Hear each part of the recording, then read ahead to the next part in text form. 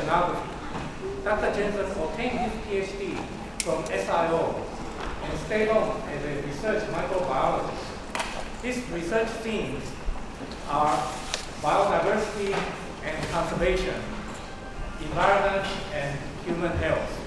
So his current project includes studying microbial diversity using molecular and culture-based approaches, analyzing genomes of selected marine bacteria prepared in culture, investigating molecular genetics of natural product biosynthesis, and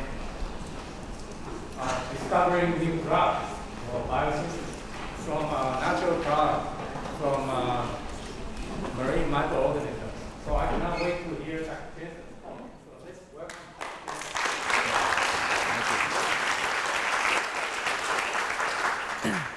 Great. Well, thanks for the introduction. Good morning, everyone. I was hoping to keep this a little bit informal, and I know there's time for questions at the end, but if anyone has a question while I'm speaking, please feel free to raise your hand or shout out, and we'll discuss as we go along. I'm a microbiologist, a marine microbiologist at Cryptoceanography down the hill, and I'm going to tell you a little bit about the work that we do down there. But to get this discussion started, let me ask you guys a few questions. So who's ever been sick and gone to the doctor and been prescribed an antibiotic? Basically everyone, right? Okay. In fact, when we go to the doctor, we expect that he's going to be able, or she's going to be able to give us something that's going to make us feel better. And so, how many of you have thought about where those medicines actually come from? And I don't mean the pharmacy. I mean, how were they discovered? What was their original source? Yeah, so where? So give me some ideas. Where are these medicines coming from? The ocean. Yeah, you saw my slide. Okay, we'll get there. Yeah.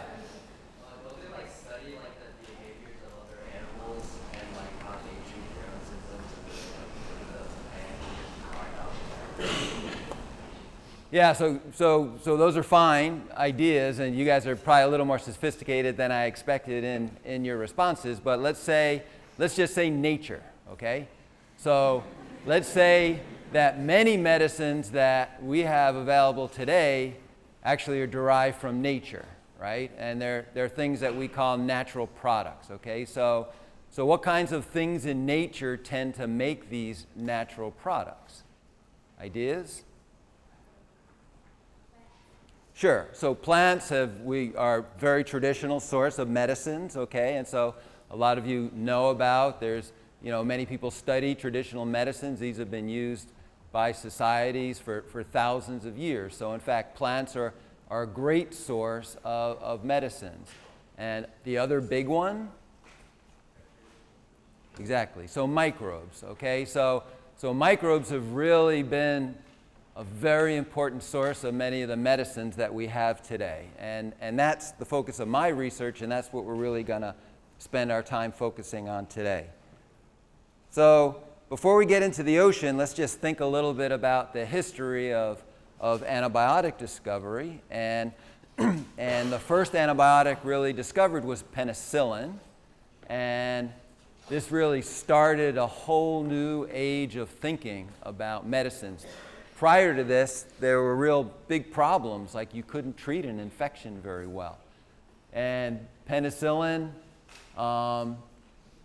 is capable of killing a lot of pathogenic bacteria.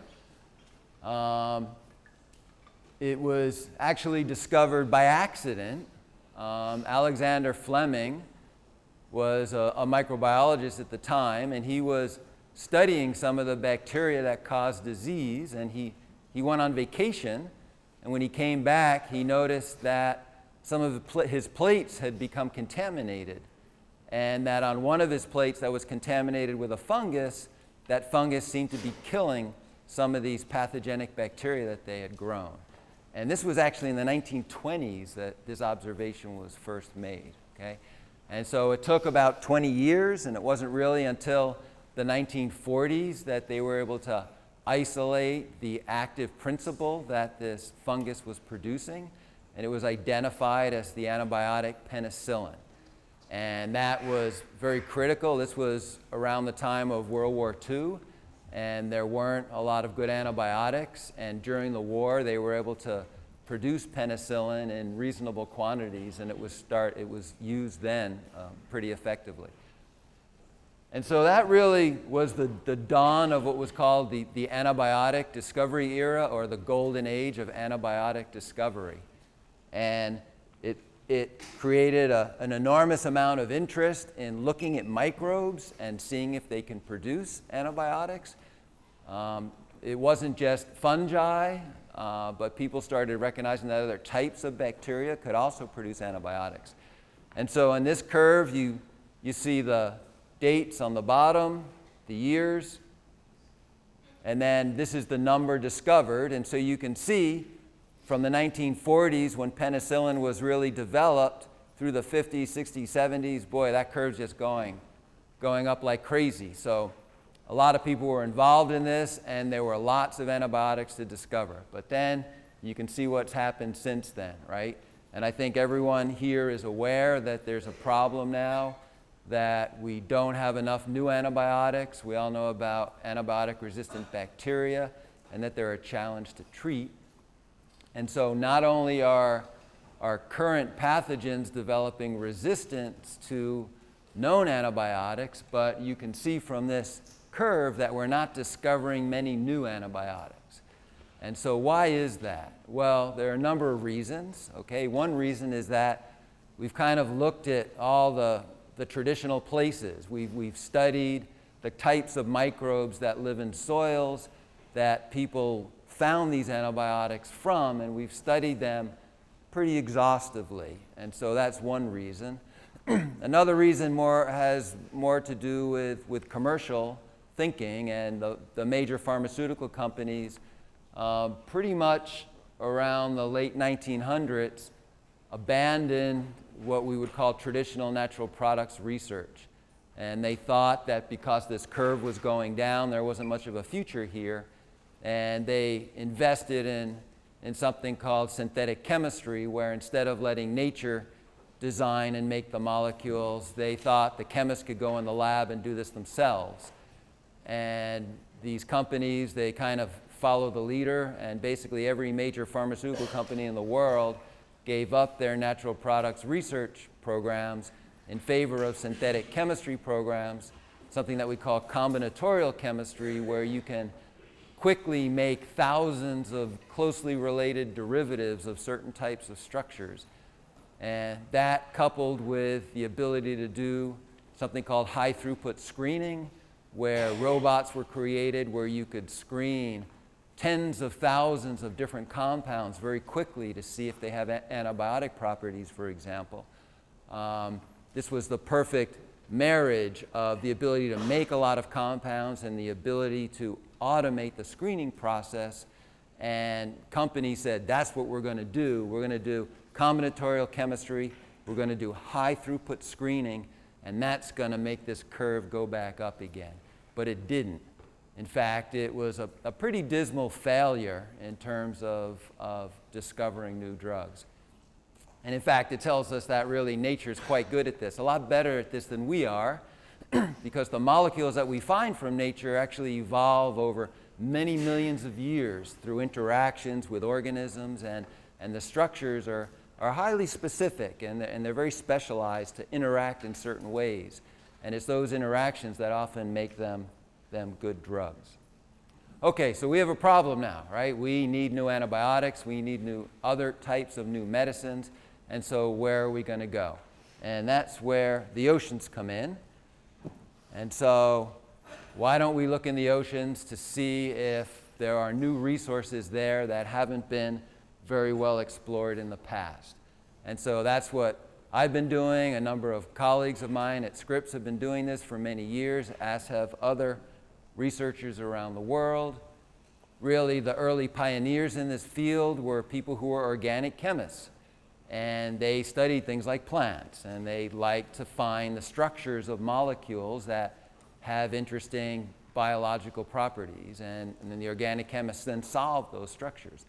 And some of those individuals were interested in marine science, and they said, well, why don't we go out in the ocean and see what sorts of organic molecules we can find, see if they're different from the ones we find on land, and see if any of them have potential applications as new medicines.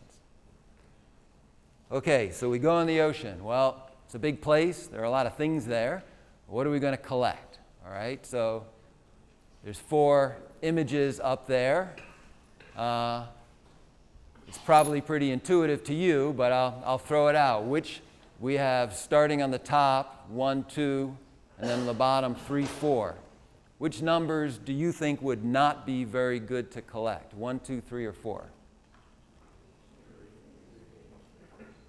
3. How about 2? Okay, so what do 2 and 3 have in common that 1 and 4 do not have?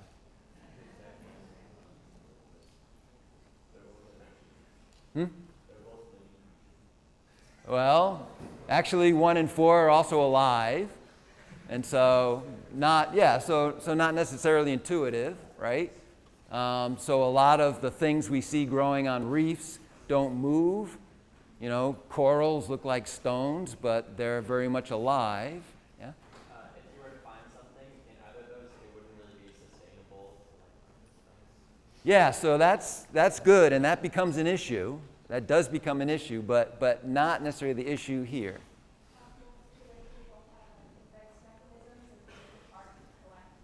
Well, you're on it. Yeah, it's not necessarily the collection, but what do 2 and 3 have? I mean, 2's got spines, 3's got a shell, right? So 1, you can't really tell, but you know sponges, right? Sponges are soft, right?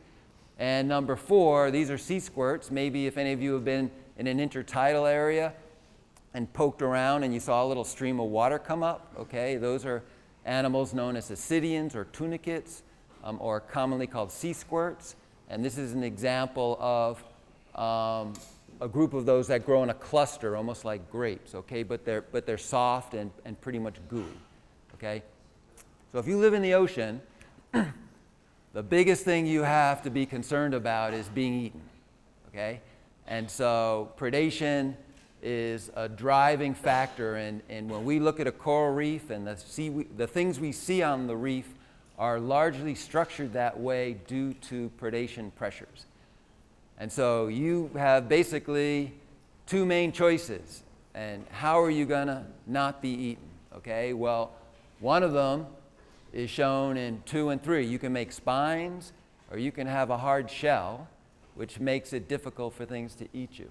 But if you're soft and gooey, and you don't have any sort of structural defenses, then what keeps you from being eaten? Well, there's a very good chance, if you're not hiding somewhere under a rock, that if you're out in the open like that, especially if you're colorful, that the reason you're not being eaten is because you're making some sort of chemical defense. So instead of a structural defense, you're investing in a chemical defense, okay?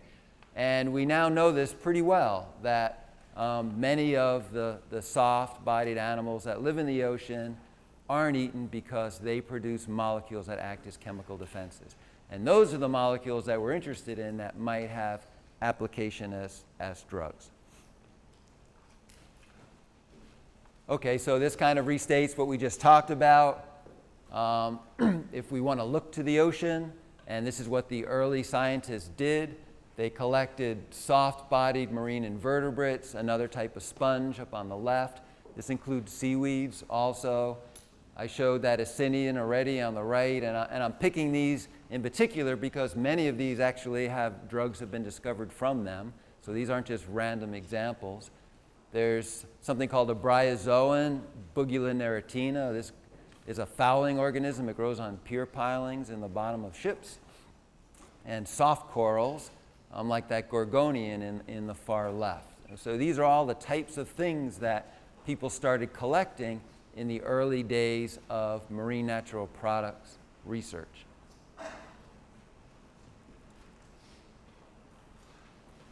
And so people are going out, they're collecting big obvious things, and they're bringing them back to the lab, they're extracting them, and we'll talk a little bit about that process. And they're looking at the organic molecules there. And I have to show you some structures, okay, because that's the basis of all of this. And so what they're finding are lots of really interesting and unusual molecules, okay? And so many of the red seaweeds produce molecules like on the far left there. These are terpenes or terpenoids. These are also made by plants on land, but the ones that are seen in the ocean are often very, very different from the ones on land. In particular, there's an atom, Br. Anyone know what that is? What element is Br? Bromine, exactly. Okay, so there's a lot of bromine in the ocean. Okay, there's not a lot of bromine on land. And so when you find animals in the ocean making secondary metabolites or natural products like seaweeds, they often will have elements that are found in seawater incorporated into those molecules like bromine. And we see lots, you can see sort of the structural complexity there, okay? So that's a whole discipline in itself. If you're interested in organic chemistry, and some of you may be, there's a whole discipline in learning how to assign those structures. So you can imagine you're isolating a molecule from nature. You have no idea what that molecule is, and your job is to figure it out, okay? And that's what many natural product organic chemists who specialize in natural products chemistry, that's what they do, okay? They use tools, various types of spectrometers to assign the position of the different atoms in the molecule, and they figure out those structures. So that's a very, very important part of the science. And then they ask, is this new? Has anyone seen this before? And if the answer is yes, it's new, then it might be, well, does it have any antibiotic properties? Might any of these be new antibiotics that have some utility?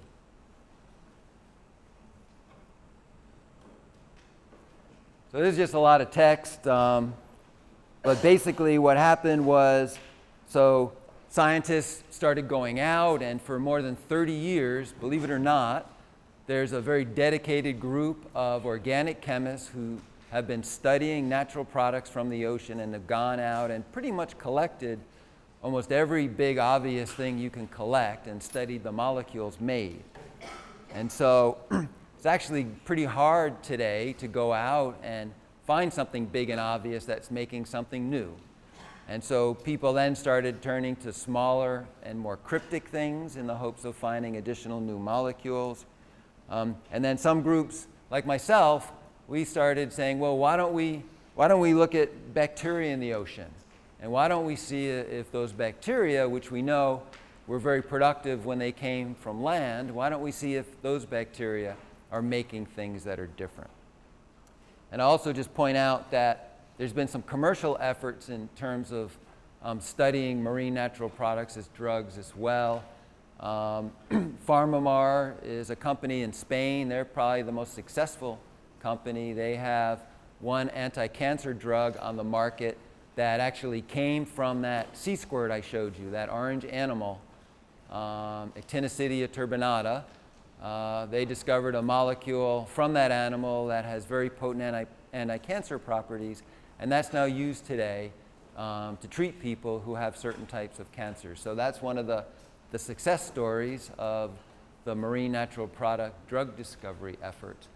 And I'll also point out Serenus is a local company here in San Diego. It was started by an ex-graduate student from Scripps, and they're going out and, again, trying to discover new medicines. And so I know many of you are from California. Some of you may at some point be looking for an internship or something to do in the summer. And if you're interested in this field, these are good companies to contact, because some of them will hire people during the summer, especially once you're in college and starting to develop some interest in this field. Then there are opportunities to potentially do internships with companies like this. Okay, but we're interested in microbiology, so we're going to focus on that now. And first let's go through sort of the traditional method that this was done. And this is pretty much how the pharmaceutical industry did it throughout that growing era when lots of antibiotics were discovered. But we could say, hey, well, if we go to the ocean and things are new, we can use those traditional methods. So let's walk through how this approach works, okay? So first, we need to go out and we need to isolate bacteria from the ocean.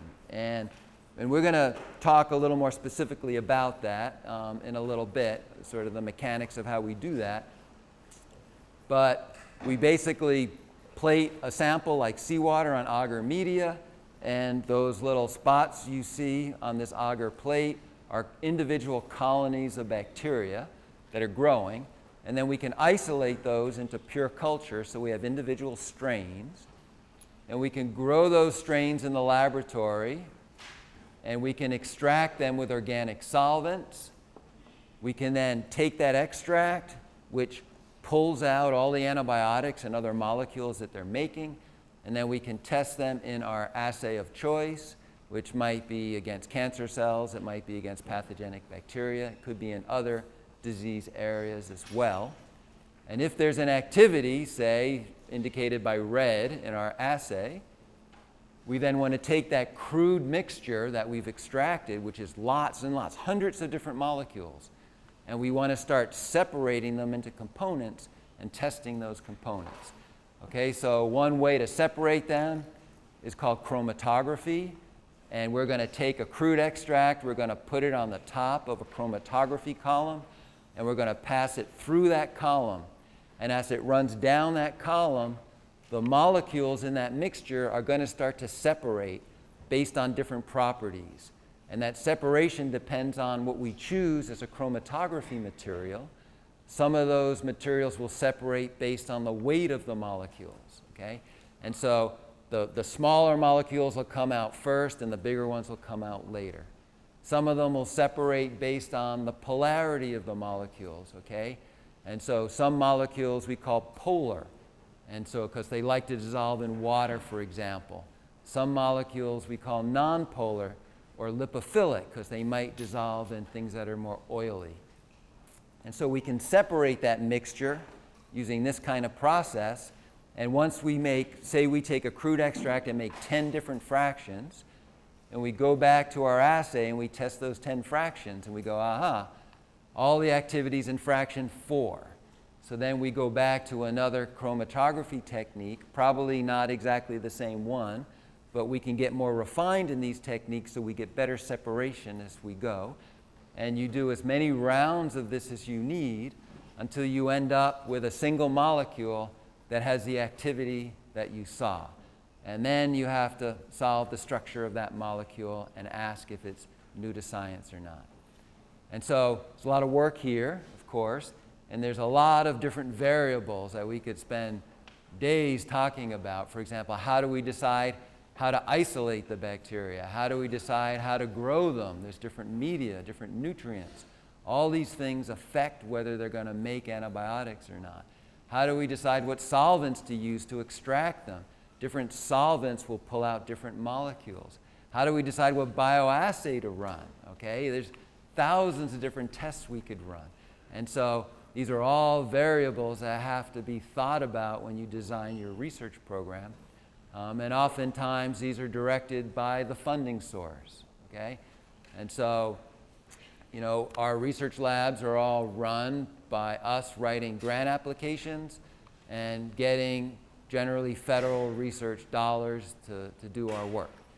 And if we get money from the National Cancer Institute, then most likely this is going to be a cancer screen. If we're able to convince the National Institutes of infectious disease, then this is likely to be an antibiotic screen, okay?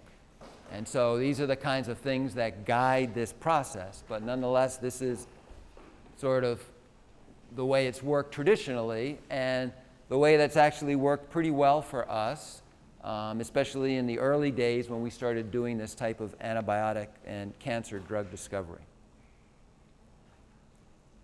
So what microbe should we look at? Well, that's an important question. If we look at a review where it was summarized where most antibiotics are coming from, and so here we have bacteria. It just doesn't work very well. And you can see the highlighted box there. Within the bacteria, there's a group called Actinomycet thales. Okay, so that's an order of bacteria. And you can see that single group of bacteria accounts for about half of all the antibiotics found from microbes. Okay, so sounds like a good source to me. At least they have a proven track record of making antibiotics.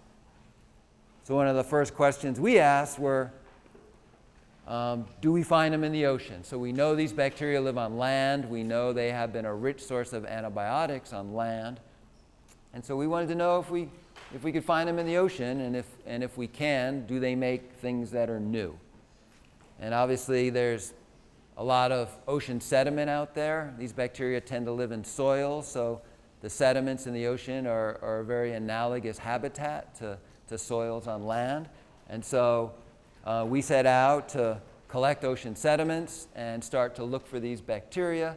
We've done that in a variety of ways. We can collect them by hand.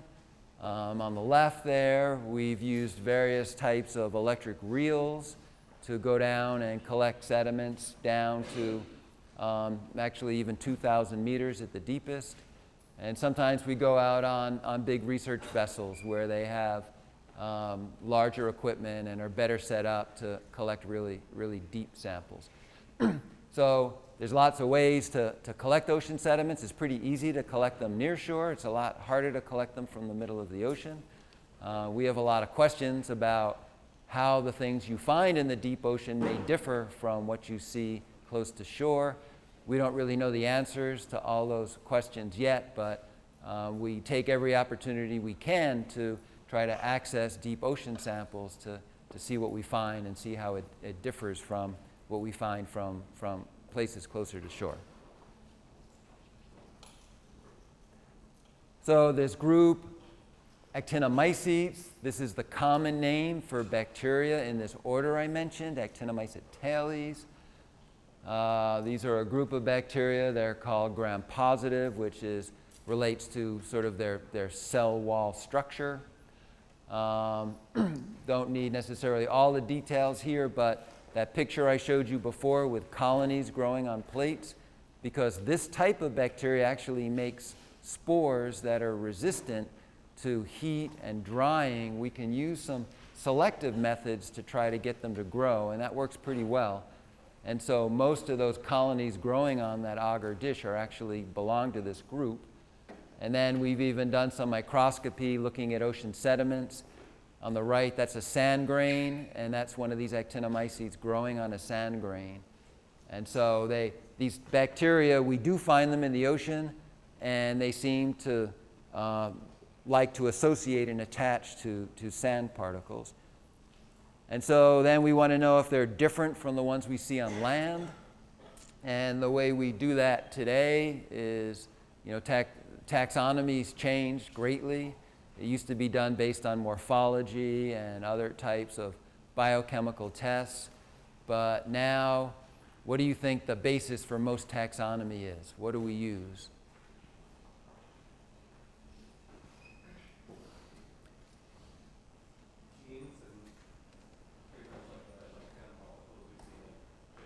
You said genes, yes? Yeah, perfect, exactly. So now we can sequence DNA. And so if we want to know who an organism is, we generally sequence part of its DNA that's very informative for that.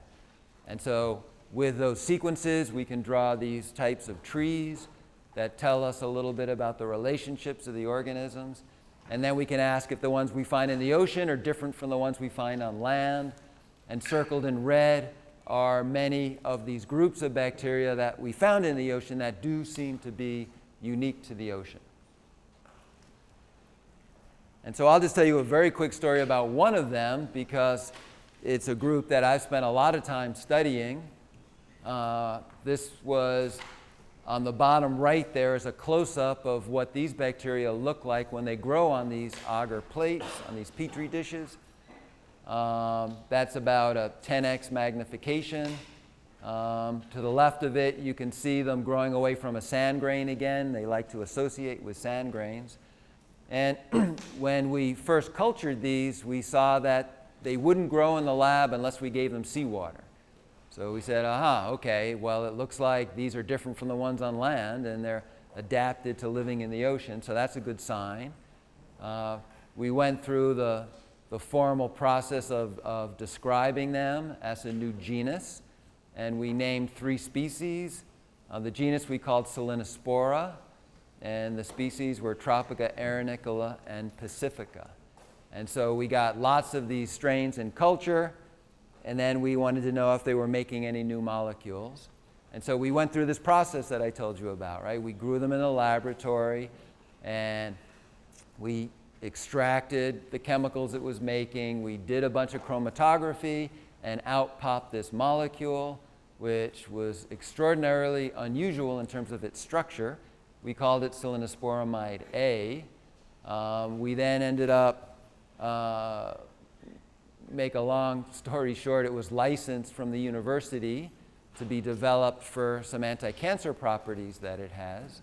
And this molecule is now in human clinical trials for cancer treatment. Okay, so the way these things work is, you've probably heard some of this, but when you discover a molecule that has potential to be a drug, there's a certain amount of data that has to be obtained for that molecule. And then if all those results look promising, then it can be tested in people, okay? And there are various phases of clinical trials, 3 phases. This molecule has finished phase 1, and it's being scheduled now to enter phase 2 clinical trials for cancer. So very excited about that, okay? Again, sort of a proof of concept that we can go out into the ocean, we can find really new bacteria that make really new molecules that have potential utility as new drugs.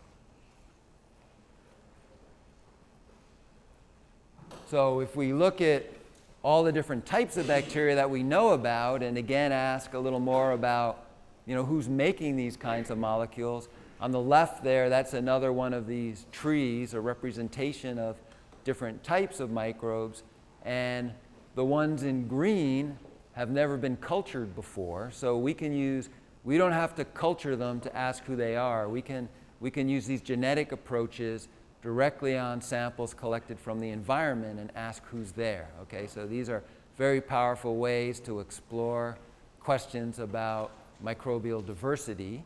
And when we do those kinds of things, we see that there's lots of green, lots have yet to be cultured. The only ones that have yielded antibiotics as of the time of this are the ones in blue, okay? And so there's only 5 of them. So what this suggests is that either none of these other groups are making things, or we just haven't studied those other groups very well. And most likely it's that we haven't studied those other groups, especially the ones that haven't been cultured yet, okay? So this is a whole issue that I kind of alluded to earlier. When we go out and we want to try to isolate bacteria from the ocean, how do we do it? Which ones do we go after? I mentioned there are selective techniques we can use for certain types of bacteria, like these actinomycetes, but there are lots of groups that haven't even been cultured yet, okay? And so everyone wants to know, well, what can those bacteria do for us? What can we do to try to get them in culture, and can we develop any new methods to do that process a little more efficiently? And in fact, there has been some really nice progress in that. Just to set the stage for this, how many microbes do you think there are in a milliliter of seawater? 10 to the 6. Thank you. Fantastic. That's exactly the right answer. How did you know that? Okay. Oh, no. That's cheating. Okay. Oh, the slide before I had it. Okay. So you were paying attention before. That's good to know. Okay. All right, so if we count using direct microscopy, we see that there's 1 million cells. When you try to culture them, generally you get maybe 1% of that, all right? And this was called the Great Plate Anomaly. And people struggled with this for a while and said, boy, you know, we really aren't doing a very good job culturing the bacteria that we can count when we look under the microscope. And so recently, you know, some people have made some really good progress in this area. They've developed these methods where instead of culturing in the lab, you take the culturing to the environment. And they develop these things called eye chips, where you create a little environment for the bacteria to grow, and you put that, and they did this in ocean sediments actually, you put it back in the ocean sediment and you give them a more natural environment. And so you can separate individual cells, put them in this environment, and actually improve culturability very dramatically that way. And using that approach has actually led to some very nice discoveries of new antibiotics from bacteria that hadn't previously been cultured. So a lot of work needs to be done still with improving how we obtain bacteria in culture, but there's also some new technologies that we're going to talk about as we move into the future parts of this talk that enable discoveries without ever even culturing them. So one thing I want to talk a little bit about is, you know, we talked about going out in the ocean and collecting sponges, and a lot of molecules have come from sponges, but many types of sponges actually live in symbiosis with bacteria.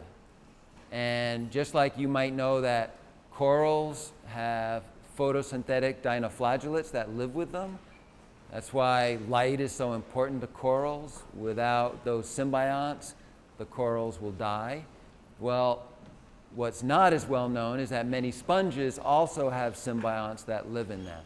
And this sponge in particular, Theonella swinoi, has a number of different types of bacteria that have a well-developed symbiosis with this sponge. And over the years, people had been studying this sponge because it's one of those things you can go out and collect easily. And incredible numbers of different molecules were found. And so those are all the structures of the different types of compounds that were found from this one species of sponge. But people always had in their minds, you know, there's all these microbes that live in the sponge. I wonder if the sponge is making these compounds or if it's actually the microbes. And in a very recent paper, some people did some really nice work, and they were able to separate those microbes out, and in fact one type of microbe that lives in this sponge, and they were able to sequence the genomes of those microbes, and they were able to figure out that every molecule that's ever been found from that sponge is actually made by the bacteria that live in those sponges. And so that was a nice discovery, and it just shows how interesting this kind of science can get when we start asking questions about where we should go and who we should look at and who the real producers of these molecules are. All right, so in the last maybe 5 minutes, we'll talk a little bit about the future and new approaches. Okay, so I told you a traditional approach of how natural products are discovered, but new approaches are really driven by genomics. All right, so we all know the importance of genome sequencing, and we all know about the Human Genome Project, and we've heard about the possibility of personalized medicine because we're all going to have our own genome sequenced. But genomics is driving many types of science, including this science now. And so if we think of a more futuristic type of approach to natural product discovery, we can go out and we can isolate bacteria, and we can try some of these new techniques if we like, but we can get them in culture. And instead of the process I showed you before, what we can do now is immediately just extract their DNA, which is in effect their blueprint of everything that they're capable of doing, and we can sequence that DNA and ask what it tells us. And so there are a variety of bioinformatic tools that have been developed now based on our much improved understanding of the genes that make these antibiotics and other molecules, okay? So through a lot of hard work by a lot of people, we now have a pretty good understanding of all the major types of genes that make these molecules. And in many cases, we know exactly which genes make which molecules, all right?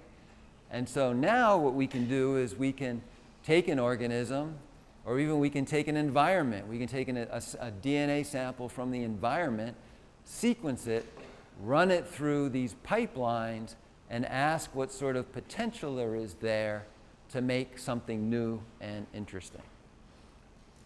And in that process, we can also say, well, these bacteria, we think they're going to make a bunch of molecules that we already know about, so we're not going to study them because they're not going to do anything very useful for us.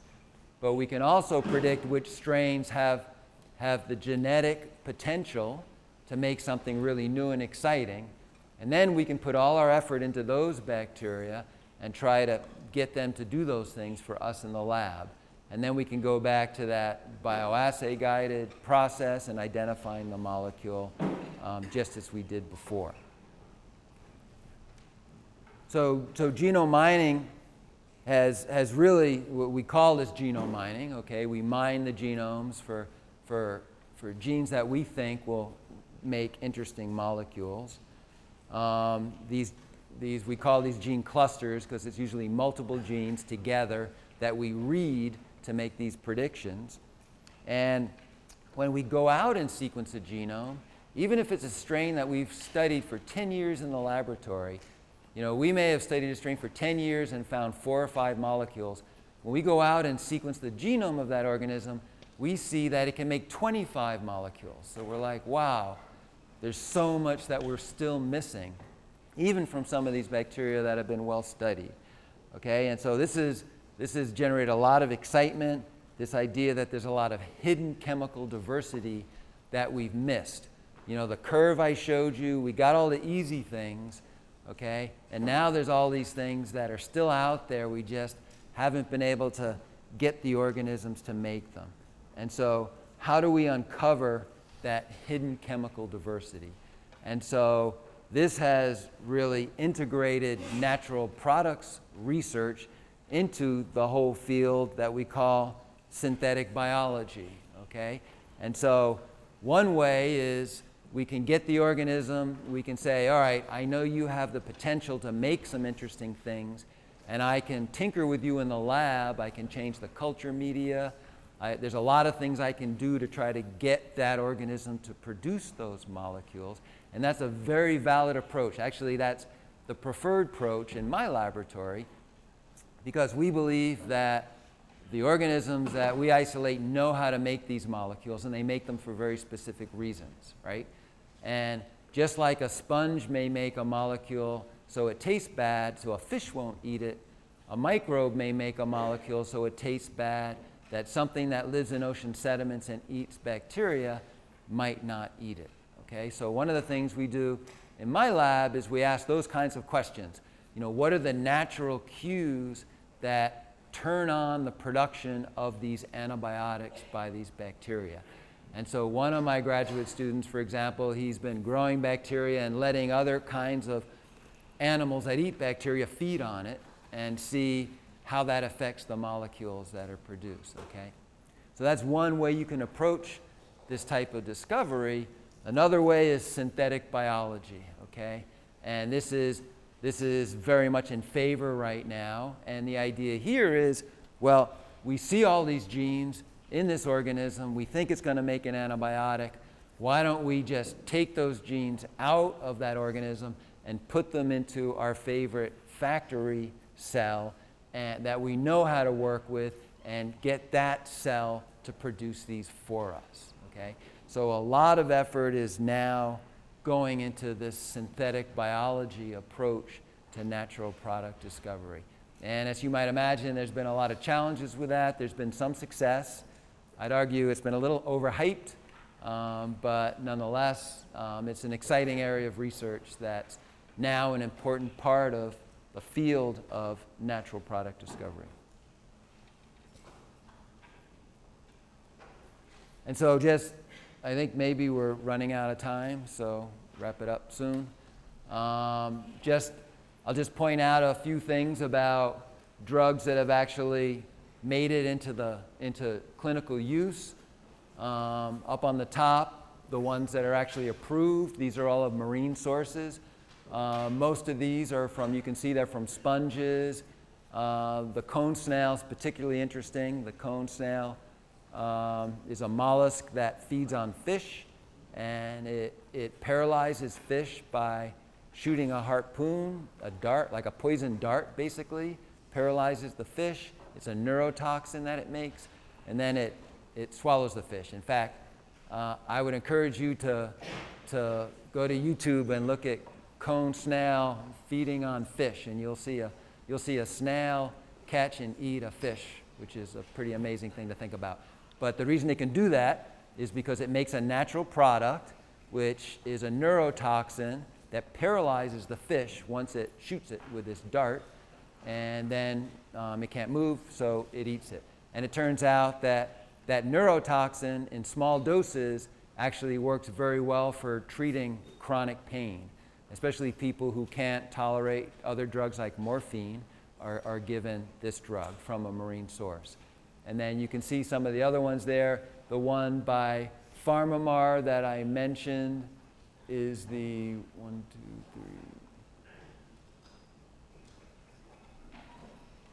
it's the last one up there, the tribectin from the tunicate, the cancer drug. And lots in clinical trials, including the one that we found that I mentioned earlier. So I could go for another hour, but you guys are exhausted and I probably used all the time. Let me just say that I don't just do all this myself, right? I have a research lab down at Scripps with lots of hardworking graduate students and postdocs, and so they're all down there trying to discover new and interesting things. And then I sit in my office when I don't get the nice break to come and talk to you. I have to go back and work on another grant proposal so we can all keep doing our work. So if there's time, I'm happy to answer questions.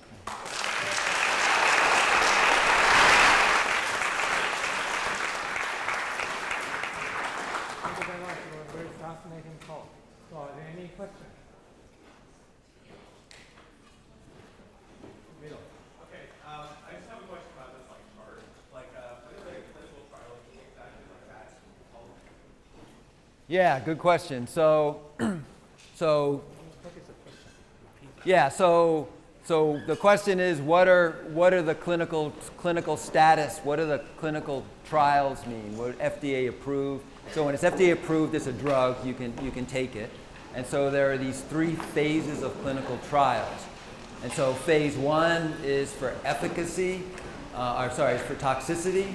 So basically, people who are very sick are given these drugs just to see if the human body can tolerate them and what level they can tolerate them. And if they're tolerable in doses that they think might be useful, it goes to phase 2, where you actually try to help people who have a certain type of cancer in this case. And then phase 3 is to show that your drug is better than whatever other drug is there that's existing. And once you prove those 3 things, then it can be sold.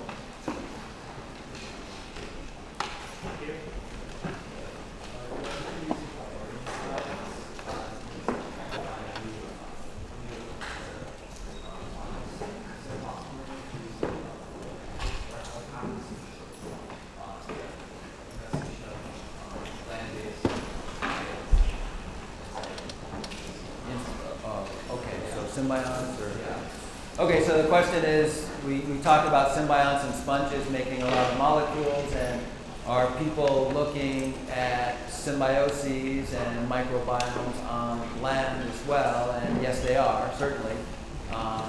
So there are microbes that are symbionts in plants, for example, that live in plant tissues, and people study those. People are now even looking at the human microbiome and showing that a lot of those microbes are making important things like antibiotics that help keep us healthy and trying to understand what they're doing and if we may be able to exploit that better. So yes, absolutely. Does harvesting for sponges, microbes, effectively impact the ecosystem? And if so, are there ways to mitigate that? Yeah, great. Thanks for bringing that up because I should have addressed that. So when early researchers went out and collected things and found interesting molecules, they were almost always limited by supply. And so what tends to happen is when a natural products chemist finds an interesting structure that has the potential to be a drug, a synthetic chemist will try to make it. And in fact, all the synthetic chemists start racing to see who can figure out how to make it first. And so in some cases, it can be synthesized in a commercially viable way. So you don't have to worry about harvesting from nature. But you saw how complicated many of these structures are. In most cases, they can't be produced synthetically in a way that's meaningful for industry. And so, yes, there could be huge supply problems. The example of actinicidea turbinata that I gave you, the acidian that makes the anti-cancer agent that's now used, the company PharmaMar started an aquaculture project, and they started growing the animal in the Mediterranean because they knew they could never get enough from nature. And so that's another approach. You could use aquaculture. For them, fortuitously, they ended up finding a microbe that made a molecule that was sort of the core of the structure, and then synthetically they could just add the little parts on, and they could do it that way. So the molecule, they call that semi-synthesis. So a microbe's making like half of it, and then they're adding on the rest, and that's working out for them. But yeah, there have been some very nice molecules discovered that have not been developed because the supply is just really limited. And there's also been some, in the early days, some sort of egregious examples of people collecting in ways they shouldn't have, and I think that's pretty frowned on now. Oh, sorry.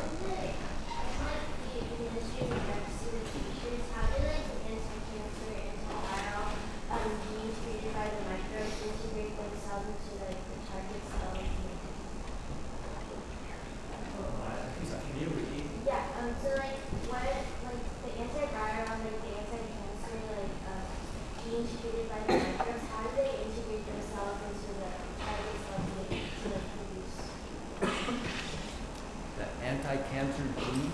Yeah, because like you said, like microbes, so like essentially like this viral.